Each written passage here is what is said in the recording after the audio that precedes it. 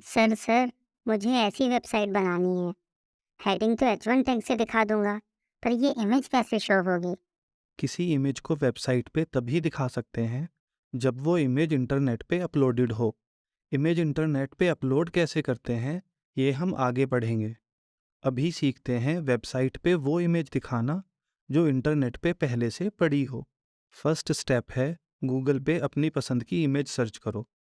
फिर इमेज पे क्लिक करके साइड में ओपन कर लो और फिर राइट क्लिक करके open image in new tab कर लो। ऐसा करने से आपको इमेज का लिंक मिल जाएगा।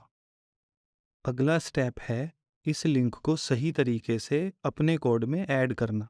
पर पहले एक गलत तरीका ट्राई करते हैं। हमने एक ए टैग लिखा और उसके href एट्रीब्यूट में इमेज का लिंक पेस्ट कर दिया। पर ये कोड वेबसाइट पे इमेज नहीं, बस लिंक दिखाएगा।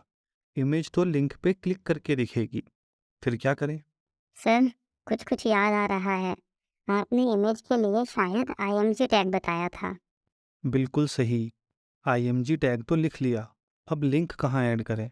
सर, ओपनिंग और क्लोजिंग टैग के बीच में लिख दें तो? ओपनिंग और क्लोजिंग टैग के बीच में अगर हेलो लिखो तो वेबसाइट पे हेलो दिखेगा। हाई लिखो तो हाई दिखेगा।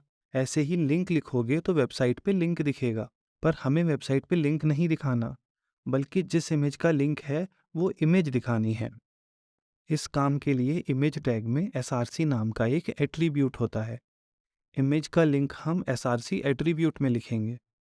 src एट्रीब्यूट ब्राउज़र को बताता है कि वेबसाइट पे ये लिंक नहीं, बल्कि इस लिंक के पीछे की इमेज दिखाओ।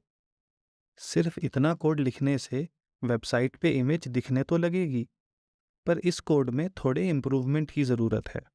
कई बार स्लो इंटरनेट की वजह से या कुछ और कारणों से इमेज लोड नहीं हो पाती।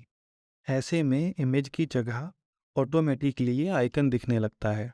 ये आइकन देखकर यूज़र समझ जाते हैं कि यहाँ एक इमेज आनी थी, पर किसी वजह से वो लोड नहीं हो पाई। अगर इमेज सिर्फ डेकोरेशन के लिए वेबसाइट पे लगाई गई हो, तो उसके कभी-कभी लोड ना होने से उतना फ़र्क नहीं पड़ता।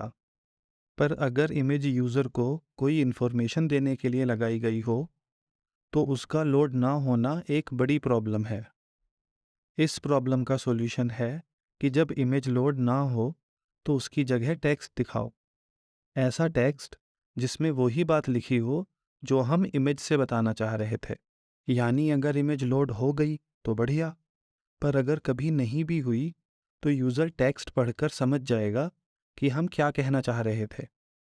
पर सवाल है, ये करेंगे कैसे? सर, इमेज के साथ एक और टैग ऐड कर देते हैं, जैसे कि P टैग, और फिर उस P टैग में टेक्स्ट लिख देंगे। ऐसा करेंगे तो टेक्स्ट वेबसाइट पे हमेशा दिखेगा, तब भी जब इमेज सही से लोड हो गई हो। इमेज लोड हो या ना हो, पी टैग को क्या मतलब?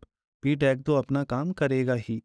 पर हम चाहते हैं कि टेक्स्ट तभी दिखे जब इमेज लोड ना हो पाए। सर, अगर टेक्स्ट इमेज टैग के अंदर लिख दें तो? प्रॉब्लम फिर भी सेम ही रहेगी, यानी टेक्स्ट हमेशा वेबसाइट पे दिखेगा।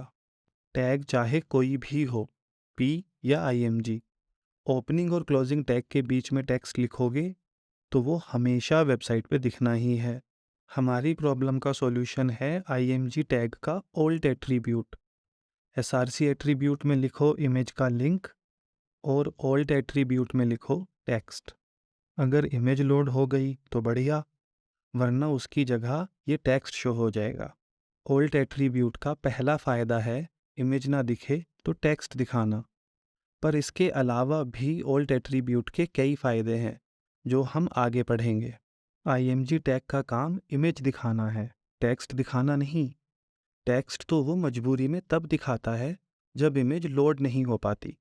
इमेज का लिंक हमने यहाँ लिख दिया और मजबूरी वाला टेक्स्ट यहाँ, और तो कुछ बचा नहीं लिखने को। यानी इमेज के ओपनिंग और क्लोजिंग टैग के बीच का स्पेस हमेशा खाली रहेगा। Opening tag, closing tag, attributes और बीच का कंटेंट, इस पूरे को मिला के कहा जाता है एलिमेंट। यानी ये है H1 एलिमेंट और ये img एलिमेंट। img जैसे एलिमेंट जिनका कंटेंट हमेशा खाली रहता है, उन्हें कहा जाता है वॉइड एलिमेंट। वॉइड का मीनिंग होता है खाली, तो वॉइड एलिमेंट मतलब खाली एलिमेंट, यानी बिना कंटेंट का एलिमेंट। वॉइड एलिमेंट्स के ओपनिंग और क्लोजिंग टैग के बीच में कंटेंट की दीवार तो होती नहीं, इसलिए हम दोनों टैग मिलाकर एक सिंगल टैग बना देते हैं। क्लोजिंग टैग का फॉरवर्ड स्लैश ओपनिंग टैग के आखिर में मूव कर दो और बाकी बचा क्लोजिंग टैग गायब कर दो। इस तरह के टैग को बोलते हैं सेल्फ क्लोजिंग टैग, यानी कि ऐसा टैग जो ओपन होके खुद ही क्लोज हो जाए, उसे अलग से क्लोजिंग टैग की ज़रूरत ना पड़े। ध्यान दें कि क्लोजिंग टैग और सेल्फ क्लोजिंग टैग दोनों में फॉरवर्ड स्लैश आता है, पर क्लोजिंग टैग के शुरू में स्लैश आता है और सेल्फ क्लोजिंग टैग के लास्ट में। वॉइड एलिमेंट्स को ऐसे लिखना HTML रूल्स के हिसाब से गलत है।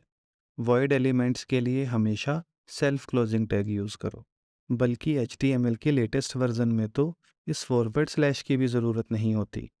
यानी सेल्फ क्लोजिंग टैग सेम वैसे लिखा जा सकता है जैसे ओपनिंग टैग लिखा जाता है। वॉइड एलिमेंट्स के लिए ये ओपनिंग क्लोजिंग टैग वाला फॉर्मेट तो यूज़ कर नहीं सकते, इसलिए या तो ऐसे लिखोगे या फिर ऐसे। इस कोड में ये क्लोजिंग टैग तो रहेगा, क्योंकि H1 तो वॉइड एलिमेंट है नहीं, उसमें तो कंटेंट होता है, पर IMG टैग तो वॉइड एलिमेंट है, इसलिए यहाँ तो क्लोजिंग टैग हटाना पड़ेगा और ओपनिंग टैग या तो ऐसे ही लिखा रहने देंगे या फिर लास्ट में फॉरवर्ड स्लैश ऐड कर देंगे। चलो इस वीडियो में इतना ही, मिलते हैं नेक्स्ट वीडियो में। कंप्लीट फ्री कोर्स के लिए विजिट करें www.codeyogi.io।